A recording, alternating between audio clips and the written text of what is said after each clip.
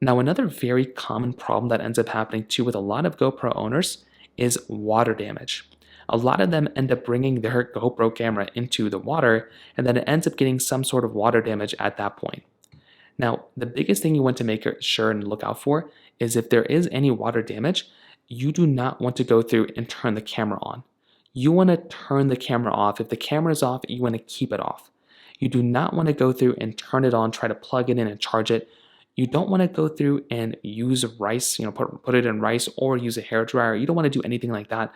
What you want to do is take off any accessories, take out anything that's connected to it, any chargers, your SD card, take out everything that you can.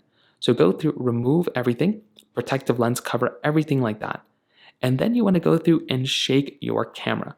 So if it was fresh water, you want to gently shake the camera to get as much water out of it. If it was salt water, you want to go through and maybe, salt and chlorine, because those things are really highly, corrosive.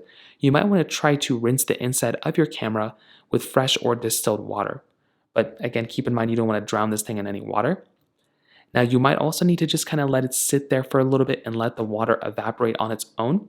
That's another very easy thing that can probably end up kind of fixing it for you too. But that's another thing I'd recommend kind of doing. So from a water damage perspective, that's probably one of the best things you can probably end up doing there. And finally,